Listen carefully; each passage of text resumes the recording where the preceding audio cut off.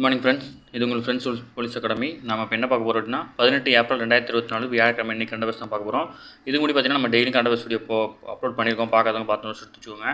Daily evening 6 மணிக்கு பார்த்தீங்கன்னா ஒரு கிளாஸஸ் வீடியோ வந்து டிஎன்பிசி டிஎன்யூ சர்வீஸ் தேவையான கிளாஸஸ் வீடியோஸ் வந்து அப்லோட் பண்ணிகிட்ருக்கோம். நம்ம வந்து பார்த்திங்கன்னா ஃபிசிக்ஸை பொறுத்தளவு அளவீடுகள் அப்படின்ற டாபிக் வந்து முடிச்சிட்டோம். அடுத்தடுத்த டாபிக் ஆரம்பிச்சிருவோம். அதேமாதிரி வந்து பார்த்திங்கன்னா தமிழும் வந்து 6th ஃபுல்லாக நம்ம கம்ப்ளீட் பண்ண போகிறோம். இன்னும் 2 வீடியோவில் கம்ப்ளீட் ஆகிடும். கண்டிப்பாக நம்ம சேனலில் இருக்க வீடியோ வந்து கண்டிப்பாக உங்களுக்கு யூஸ்ஃபுல்லாக இருக்கும். நோட்ஸ் எடுத்துக்கோங்க. வாங்க ஃப்ரெண்ட்ஸ், இன்றைக்கி கரண்ட் அஃபேர்ஸ் பார்த்துடலாம். இன்றைக்கி கரண்ட் அஃபேர்ஸில் முக்கியமானது என்னென்னா இந்த திட்டங்கள், இதில் ஆடில் வர திட்டங்கள் ஓகேங்களா. மொபைல் வந்து உற்பத்தியில் வந்து சிறிய அளவான நாடு வந்து பார்த்திங்கன்னா இப்போது வந்து 2வது பெரிய இடத்தை அடைந்துள்ளது ஓகேங்களா. தொலைபேசி அதாவது மொபைல்கள் உற்பத்தி பண்ணுறதுல வந்து இந்தியா வந்து 2வது இடத்துல இருக்குது ஓகேங்களா. உலகில் வந்து பொருளாதாரத்தில் வந்து 5வது பெரிய நாடாக இந்தியா இருக்குது ஓகேங்களா. அடுத்தது வந்து பார்த்திங்கன்னா இன்றைக்கி தேவையானதில் இது ரொம்ப முக்கியமானது ஓகேங்களா. இது நீங்கள் வந்து கண்டிப்பாக வந்து ஸ்க்ரீன்ஷாட் எடுத்து வச்சுக்கோங்க. இது கண்டிப்பாக வந்து கேட்குறதுக்கு வாய்ப்பு இருக்குது ஓகேங்களா. இப்போ இதில் பார்த்திங்கன்னா மாநிலம் மற்றும் யூனியன் பிரதேசங்கள் இருக்குது. இதில் வந்து மொத்தம் எத்தனை தொகுதிகள் இருக்குது, முதல் கட்டத்தில் எத்தனை தொகுதிகள் நடக்குது அப்படின்னு கேட்பாங்க. நமக்கு இது தேவையில்லை சரிங்களா. மொத்தம் எத்தனை இருக்கோ அதை மட்டும் நம்ம ஓரளவு பார்த்துக்கிட்டால் போதும். இப்போ வந்து பார்த்திங்கன்னா அந்தமான் நிக்கோபாரில் 1, அருணாச்சல பிரதேசத்தில் 2, அஸ்ஸாமில் 14, பீகாரில் 40, ஜம்மு காஷ்மீரில் 5, சத்தீஸ்கரில் 11, லட்சத்தீவில் வந்து பார்த்திங்கன்னா 1, மத்திய பிரதேசம் 29, மகாராஷ்டிரா 48, மணிப்பூரில் 2, ராஜஸ்தானில் 25, மேகாலயாவில் 2, மிசோரமில் 1, நாகாலாந்தில் 1, தமிழ்நாட்டில் 39, புதுச்சேரியில் 1, சிக்கிமில் 1, திரிபுராவில் 2, உத்தரகாண்டில் 5, மேற்கு வங்காளத்தில் வந்து 42, உத்தரப்பிரதேசத்தில் வந்து பார்த்திங்கன்னா 80. இப்போ இதன்படி பார்த்திங்கன்னா நமக்கு என்ன கேள்வி அப்படின்னா இந்தியாவில் மிக அதிகமான மக்களவைத் தொகுதிகளை கொண்ட மாநிலம் எதுன்னு கேட்டாங்கன்னா உத்தரப்பிரதேசம் ஓகேங்களா. உத்தரப்பிரதேசம் கேட்கறதுக்கு வாய்ப்பு இருக்குது. உத்தரப்பிரதேசம். அடுத்து நம்ம எத்தனைன்னு கேட்டாங்கன்னா 39 ஓகேங்களா. இதை வச்சு நீங்கள் கால்குலேட் பண்ணி பார்த்தீங்கன்னா இது ஃபஸ்ட்டு, இது செகண்டு, இது மேற்கு வங்காளம் வந்து 3rd, அப்புறம் வந்து பார்த்திங்கன்னா பீகார் வந்து 4th, நம்ம 5th இடத்துல இருக்கிறோம் ஓகேங்களா. இந்த மாதிரி தான் கேட்பாங்க. இதை நீங்கள் வந்து பார்த்துருந்தா தான் உங்களுக்கு புரியும், சொல்கிறது புரியும்னு நினைக்கிறேன். இப்போ வந்து பார்த்திங்கன்னா உத்தரப்பிரதேசம் வந்து பார்த்திங்கன்னா முதல் இடத்துல இருக்குது ஓகேங்களா. மக்களவைத் தொகுதியில் அதிகம் உள்ள மாநிலங்களில். 2வது இடத்துல வந்து பார்த்திங்கன்னா மகாராஷ்டிரா இருக்குது. 3வது இடத்துல அதுக்கு அடுத்தது கம்மியாக இருக்குன்னா மேற்கு வங்காளம் 42 சீட் இருக்குது. அடுத்து வந்து பார்த்திங்கன்னா பீகார் ஓகேங்களா, அது 4வது இடத்துல இருக்குது. 5வது இடத்துல தான் நாம் இருக்கோம் சரிங்களா. இப்படி நம்ம கால்குலேட் பண்ணி வச்சுக்க வேண்டியது தான்.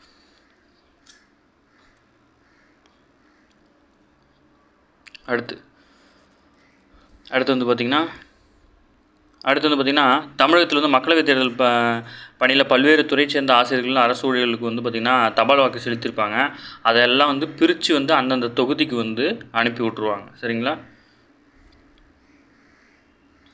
இன்றைக்கி வந்து பிரச்சாரம்லாம் நேற்றோட முடிஞ்சிச்சு, ஆனால் நிறைய ஃபோட்டோஸ் போட்டிருக்காங்க.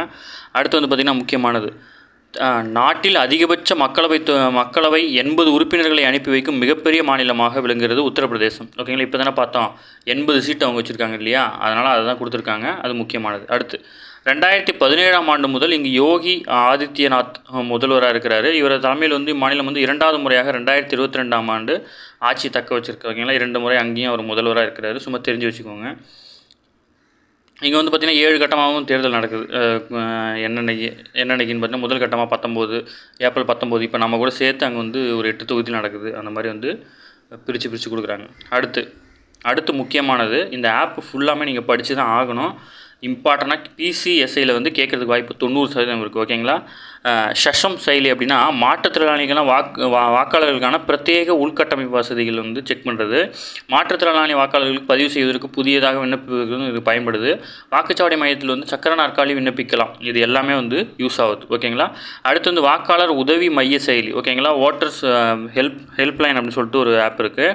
வாக்காளர் பட்டியலில் பெயர் பதிவு மற்றும் அது தொடர்புடைய வசதிகளை பெறுவதற்காக ஒற்றைச்சாளர சேவை. இது வாக்காளர் பட்டியலில் உள்ள பெயர்களை வந்து தேடுவதற்கும் பயன்படுது. வாக்காளர் பட்டியலில் புதியதாக இணைவதற்கு விண்ணப்பங்களை சமர்ப்பிக்கவும் இது பயன்படுது. வாக்குச்சீட்டு தகவல்களை வந்து பெறுவதற்கும் இது பயன்படுது ஓகேங்களா. பயன்களை கொடுத்துட்டு தான் கேட்கறதுக்கு வாய்ப்பு இருக்குது ஓகேங்களா. அடுத்து கேஒய்சி செயலி. உங்கள் தொகுதியில் போட்டியிடும் ஒவ்வொரு வேட்பாளரும் வேட்புமனுவில் தெரிவித்துள்ள தகவல்களை வந்து கல்வி தகுதி, குற்றப்பின்னணி, சொத்து மற்றும் கடன் குறித்து அறிந்து கொள்ளலாம். இப்போ என்ன கேள்வினா இதையே கூட கேள்வி கேட்க வாய்ப்பு இருக்குது. உங்கள் தொகுதியில் போட்டியிடும் வேட்பாளர்களின் வேட்புமனுவில் தெரிவிக்கப்பட்டுள்ள தகவல்கள் குறித்த விவரங்களை வந்து கீழ்கண்ட எந்த செயலி மூலம் அறியலாம் அப்படின்னு சொல்லி கேட்கலாம். கேஒய்சி ஆப் ஓகேங்களா, முக்கியமானது. அடுத்து விஜில். இது வந்து தேர்தல் அறிவிக்கப்பட்ட நாளிலிருந்து அதில் இருக்கிற வந்து பார்த்திங்கன்னா இந்த செயலி வந்து தேர்தலில் ஏற்படுற சட்டவிரோத செயல்கள் ஓகேங்களா, மற்றும் தேர்தல் நடத்தை விதிமுறைகளில் மீறதை பற்றிலாம் கம்ப்ளைண்ட் கொடுக்குற ஆப் தான் சி விஜில் செயல். ஓகேங்களா, அதெல்லாம் கேட்கறதுக்கு கண்டிப்பாக அந்த 4 ஆப்பும் கேட்கறதுக்கு வாய்ப்பு இருக்குது. தனியாக ஒரு நோட்டில் கூட எழுதிக்கோங்க, நோட்ஸில். அடுத்து வந்து பார்த்திங்கன்னா முக்கியமானது, நேற்று வந்து பார்த்திங்கன்னா ஐஏஎஸ் ஐபிஎஸ் அந்த யூபிஎஸ்சி எக்ஸாமோட ரிசல்ட் வந்துச்சுன்னு பார்த்தோம். அதில் வந்து பார்த்திங்கன்னா உடல் உறுப்பு இயக்க பிறவி குறைபாடு கொண்ட செரிப்ரல் பால்சி அப்படின்ற ஒரு நோயினால் பாதிக்கப்பட்ட ஒருத்தவங்க பார்த்திங்கன்னா ஐஏஎஸ் ஆஃபீஸராக தேர்வு செய்யப்பட்டிருக்காங்க. இவங்க கேரளா மாநிலம் சேர்ந்தவங்க, சாரிகா அப்படின்றவங்க தான் இவங்க. ஓகேங்களா, இவங்க என்ன சொல்கிறாங்க அப்படின்னா, புகழ்பெற்ற பிரேசில் எழுத்தாளரான பவுலோ கொய்லோவின் ஆல்கெமிஸ்ட் அப்படின்ற ஒரு புக்கிலேருந்து ஒரு விஷயத்தை சொல்கிறாங்க. என்ன அப்படின்னா, உங்களுக்கு ஒன்று உண்மையாகவே வேண்டுமென்றால் அதை நீங்கள் அடைய ஒட்டுமொத்த பிரபஞ்சமும் உங்களுக்கு உதவும் அப்படின்னு சொல்லிட்டுருக்காங்க. அதனால் நீங்கள் தைரியமாக படிங்க, உங்களுக்கு வந்து பிரபஞ்சம் கண்டிப்பாக உதவும். அடுத்து பார்த்திங்கன்னா நிலவுக்கு வந்து மனிதன் அனுப்பும் திட்டம். நிலவுக்கு மனிதன் அனுப்பும் திட்டம் பார்த்திங்கன்னா இந்தியா வந்து விண்வெளியில் கால் பதிக்காக சந்திரயான் திட்டங்கள்லாம் ஆல்ரெடி நம்ம பண்ணியிருக்கோம். இதில் வந்து போன வருஷம் வந்து ஆகஸ்ட் மாதத்தில் வந்து சந்திரயான் 3 வந்து விண்கலத்தில் ஏவிருக்கோம். ஓகேங்களா, நிலவினுடைய தென்துருவத்தில் தரையிறங்கி சாதனை படுத்திருக்கு. இந்திய வீரர்களை வந்து பார்த்திங்கன்னா அனுப்பும் ககன்யான் திட்டத்துக்கு வந்து செயல்படுத்துவதற்கு இது வந்து பிசியில் கேட்ட கொஸ்டின். ஓகேங்களா, அதாவது மனிதர்களை விண்ணுப்போகும் திட்டமாக இஸ்ரோ எதை செயல்படுத்துதுன்னா ககன்யான் திட்டம். ஓகேங்களா, அதை மறந்துக்கூடாது.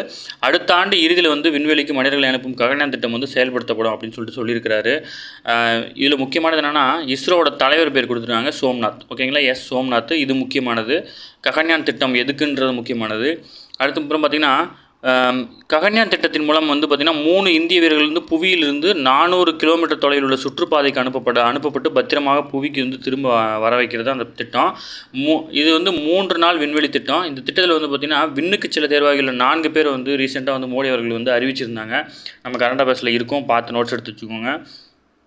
அதுக்கப்புறம் பார்த்திங்கன்னா நேற்று பார்த்தது, அதாவது ராக்கெட் என்ஜினில் வந்து நாசில் வந்து கார்பன் நாசிலை வந்து பயன்படுத்துகிற டெக்னாலஜி வந்து கண்டுபிடிச்சிருக்காங்கன்னு சொல்லிட்டு நம்ம நேற்றே பார்த்தோம். ஓகேங்களா, இதுக்கு முன்னாடி பார்த்திங்கன்னா உலோகத்தால் தயாரிக்கப்பட்ட நாசில் வந்து பொருத்தி பயன்படுத்தியிருந்தாங்க. இப்போ வந்து கார்பன் நாசில் அப்படின்னு சொல்லிட்டு ஒன்று பயன்படுத்துகிறாங்க. இது எடை மிகவும் குறைவு, வெப்பத்தை அதிகம் தாங்கக்கூடியது. ஓகேங்களா, பிஎஸ்எல்வி ராக்கெட் என்ஜின்களில் வந்து இந்த கார்பன் நாசில் வந்து பயன்படுத்த இருக்கிறாங்க. அடுத்து முக்கியமானது, கனடாவில் நடைபெற்ற கேண்டிடேட் செஸ் போட்டி வந்து பார்த்திங்கன்னா மொத்தம் 14 சுற்று கொண்டது. இதில் வந்து 10 சுற்று முடிஞ்சு அடுத்த சுற்றுக்கு வந்து முக்கியமாக போகிறாங்க. இதில் வந்து பார்த்திங்கன்னா தற்போது நிலை புள்ளிப்பட்டியலில் வந்து குகேஷ் வந்து முதலிடத்திலும், பிரக்யானந்தா வந்து 3வது இடத்திலும், விதித் வந்து 6வது இடத்திலும் இருக்காங்க. இவங்கெல்லாம் 3 பேர் இந்தியர்கள். அதேமாதிரி வந்து பெண்கள் தரவரிசையில் பார்த்திங்கன்னா ஹம்பி வந்து 5வது இடத்துலையும், வைஷாலி வந்து 8வது இடத்துலையும் இருக்காங்க. இன்னும் 4 சுற்று தான் இருக்குது. இது முடிஞ்சோடனே தான் யார் வெற்றி தோல்வின்னு தெரியும். அந்த டீட்டெயில் தான் இது வந்து டெய்லி நீங்கள் தெரிஞ்சுக்கணும். ஆனால் அந்த டீட்டெயில் வந்து படி தான் நம்ம கொஸ்டின் கேட்பாங்க. சீனாவில் நடைபெறும் ஐடிடிஎஃப் உலகக்கோப்பையில் வந்து டேபிள் டென்னிஸ் போட்டியில் இந்தியா நட்சத்திர போட்டியாளரான மணிகா பத்ரா, ஜீஜா ஆகுலா வந்து 2 பேருமே வந்து பார்த்திங்கன்னா குரூப் சுற்றுலேருந்து வெளியேறிட்டாங்க. ஓகேங்களா, அதில் தோல்வி அடைஞ்சு வெளியேறிட்டாங்க. ஸ்பெயினில் நடைபெறும் பார்சிலோனா ஓப்பன் ஆடவர் டென்னிஸ் போட்டியில் வந்து பார்த்திங்கன்னா உள்நாட்டு நட்சத்திர ரஃபேல் நடால் வந்து முதல் சுற்றில் வந்து எளிமையாக வெற்றி பெற்றார். அடுத்த சுற்றுக்கு வந்து தகுதி பெற்றிருக்காரு. அடுத்த முக்கியமான கொஸ்டின், இதில் வந்து இப்போ கொஸ்டின் இருக்குது. தில்லியில் நடைபெற்ற கேலோ இந்தியா தேசிய தரவரிசை வில்வித்தை போட்டியில் வந்து பாரா வீராங்கனை வந்து ஷித்தல் தேவி வந்து புதன்கிழமை வந்து வெள்ளிப்பதக்கம் வென்றிருக்கிறாங்க. இது வந்து பார்த்திங்கன்னா இந்த வில்வித்தை போட்டினா முழுவதும் உடற்தகுதி உடையோருக்கான விளையாட்டு இது. ஆனால் இவங்க வந்து இதில் வெள்ளிப்பதக்கம் வென்றிருக்கிறாங்க. கடந்த ஆண்டு சீனாவில் நடைபெற்ற ஆசிய பாரா விளையாட்டில் வந்து பார்த்திங்கன்னா 2 தங்கம் 1 வெள்ளி வாங்கியிருக்காங்க. ஓகேங்களா, இவங்களுக்கு வந்து பார்த்திங்கன்னா நடப்பாண்டுக்கான அர்ஜுனா விருது வந்து வழங்கி கௌரவிக்கப்பட்டிருக்காங்க. முக்கியமானது, நடப்பாண்டுக்கான அர்ஜுனா விருது வந்து இவங்க வாங்கியிருக்காங்க, ஷித்தல் தேவி. இது மறந்துடாதீங்க. அடுத்து வந்து பார்த்திங்கன்னா ஏவுகணை தாக்குதலுக்கு பதிலடியாக தங்கள் எல்லையில் இஸ்ரேல் வந்து மறுபடியும் ஏதாவது பிரச்சனை பண்ணுச்சுன்னா மிகப்பெரிய பேரழிவை சந்திக்கிறதுக்கும் அப்படின்னு சொல்லிட்டு வந்து பார்த்திங்கன்னா ஈரானுடைய அதிபர் வந்து இப்ராஹிம் ரைசி வந்து எச்சரித்திருக்காரு. இது குறித்து தலைநகர் டெக்கான், ஓகேங்களா, ஈரானோட தலைநகர் வந்து டெக்கான், அங்கே தான் வந்து அந்த செய்தியில் வந்து விரிக்கிறாரு. இதில் முக்கியமான நம்ம என்ன தெரிஞ்சுக்கணும்னா அல் அக்ஸா வெள்ளம் நடவடிக்கை அப்படின்னா என்னென்னா, இஸ்ரேல் மீது ஈரான் வந்து கடந்த சனிக்கிழமை சரமாரியாக ஏவுகணை ட்ரோன் வீசிய நடவடிக்கைக்கு பேர் தான் அல் அக்ஸா வெள்ளம். ஓகேங்களா, இது கேட்குறதுக்கு வாய்ப்பு இருக்குது. அந்த வார்த்தை நல்லா ஞாபகம் வச்சுக்கோங்க. அல் அக்ஸா வெள்ளம்னோடனே நீங்கள் வந்து மழை பெஞ்சு வெள்ளம் வந்துச்சுன்னு எதுவும் போட்டக்கூடாது. இது வந்து இப்படியே டிஎன்யூஎஸ்ஆர்பிஎஸ்ஐயில் இப்படியே கேட்பாங்க. அல் அக்ஸா வெள்ளம் என்ற நடவடிக்கை கீழ்கண்ட எதனுடன் தொடர்புடையது? 1, பக்கத்தில் இருக்குது பார்த்தீங்களா, துபாயில் பெய்த கனமழை தொடர்புடையது. 2வது, இந்தியாவில் கனமழை தொடர்புடையது. 3வது, இஸ்ரேல் ஈரானுடைய போர் சம்மந்தமானது. இப்படின்னு கொடுத்துருவாங்க. கொஞ்சம் கேர்ஃபுல்லாக நீங்கள் தான் படிச்சுக்கணும். கொஸ்டின் எப்படி கேட்கலாம். அடுத்தது, மார்ச் 31 முடிவடைந்த இந்திய நிதியாண்டில் வந்து இந்தியாவின் கச்சா எண்ணெய் இறக்குமதி செலவு வந்து 16% குறைக்கிறது, 16% குறைஞ்சிருக்கு. ஆனால் அதோட எண்ணெயோட அளவு குறையல. ஓகேங்களா? அதாவது வந்து பார்த்திங்கன்னா அதோட செலவுகள் மட்டும் குறைஞ்சிருக்கு அப்படின்னு சொல்கிறாங்க. உலகின் 3வது பெரிய கச்சா எண்ணெய் இறக்குமதி செய்யும் நாடாக வந்து இந்தியா இருக்குது. ஓகேங்களா? ஓகே ஃப்ரெண்ட்ஸ், அவ்வளோதான் ஃப்ரெண்ட்ஸ். இன்றைக்கி கரண்ட் அஃபேர்ஸ் அவ்வளோதான். இன்றைக்கி நம்ம வந்து டீப்பாக தான் பார்த்துருக்கோம். நம்ம சேனலை சப்ஸ்கிரைப் பண்ணுங்கள், சப்போர்ட் பண்ணுங்கள், முடிஞ்ச அளவுக்கு உங்கள் ஃப்ரெண்ட்ஸ் எல்லாருக்கும் ஷேர் பண்ணுங்கள். நம்ம வந்து பார்த்திங்கன்னா டெய்லி ஈவினிங் 6 மணிக்கு டிஎன்பிசி டிஎன்யூஆருக்கு தேவையான கிளாஸஸ் வந்து அப்லோட் பண்ணிட்டுருக்கோம். பார்க்காதவங்க பார்த்து நோட்ஸ் எடுத்து வச்சுக்கோங்க. இன்றைக்கி பொறுத்தளவு இன்றைக்கி என்ன ரொம்ப இம்பார்ட்டன்னா, அந்த மாநிலங்கள்லேருந்து எத்தனை தொகுதி இருக்குதுன்னு பார்த்தீங்களா, இதெல்லாம் மஸ்ட் இம்பார்ட்டன்னு. இதை பார்த்துக்கணும். அடுத்து வந்து பார்த்திங்கன்னா ககன்யான் அந்த திட்டத்தை பற்றி நீங்கள் கண்டிப்பாக பார்த்துக்கணும். இந்த சிவிஜில் இந்த தேர்தல் ஆணையத்தோட ஆப் வந்து கண்டிப்பாக பார்த்துக்கணும். இதுவும் முக்கியமானது தான். அதில் வந்து கண்டிப்பாக கேட்கறதுக்கு வாய்ப்பு இருக்குது. டிஎன்யூஎஸ்ஆர்பிலாம் வந்து சொல்கிறது அப்படியே நோட் பண்ணிக்கணும். நமக்கு வந்து ரொம்ப டீப்பாக கேட்க மாட்டாங்க. ஓகேங்களா? டிஎன்யூஎஸ்ஆர்பி, எஸ்ஐ, பிசியை பொறுத்தவரை ரொம்ப டீப்பாக கேட்க மாட்டாங்க. ரொம்ப ஈஸியாக தான் கேட்பாங்க. இப்போ இந்த கொஸ்டினே எடுத்திங்கன்னா டிஎன்யூஎஸ்ஆர்பிக்கும் டிஎன்பிசிக்கும் நிறைய வித்தியாசம் இருக்குது. டிஎன்பிசியில் பொறுத்தளவு பார்த்திங்கன்னா ரொம்ப டீப்பாக இப்படி ஒரு வரியை கொடுத்து கேட்பாங்க. ஓகேங்களா? வாக்காளர் பட்டியலில் உங்கள் பெயர்களை தேடுவதற்கான செயலி எது அப்படின்னு டீப்பாக கேட்பாங்க. நமக்கு அப்படி கிடையாது. உங்கள் தொகுதியில் போட்டு டீட்டெயிலை பற்றி தெரிஞ்சுக்கிறதுக்குன்னா கேஒய்சி இந்த மாதிரி மேலோட்டமாக இருக்கும். ஓகேங்களா? இல்லைனா மாற்றுத்திறனாளிகள் வந்து பயன்படுத்தக்கூடிய ஆப் என்னன்னு சொல்லிட்டு ஷஷம் அப்படின்றது இந்த மாதிரி டேரெக்டாக கேட்டுருவாங்க. ஆனால் டிஎன்பிசி வந்து கொஞ்சம் இன்டீரியராக கேட்பாங்க. நீங்கள் வந்து டீப்பாக படிச்சுக்கணும். சரிங்களா? இந்த பிடிஎஃப் வந்து நான் வந்து நம்ம Telegram channel friends police academy அப்படிங்கிற டெலிகிராம் சேனலில் போட்டுறேன். நீங்கள் அதுலேருந்து எடுத்துக்கோங்க. நம்ம இந்த பிடிஎஃப் உங்களுக்கு வேணும்னா நீங்கள் அந்த டெலிகிராம் சேனல் நம்ம டிஸ்கிரிப்ஷனில் லிங்க் கொடுக்குறேன். நீங்கள் அதை ஜாயின் பண்ணிக்கோங்க. சரிங்களா? Thank you friends.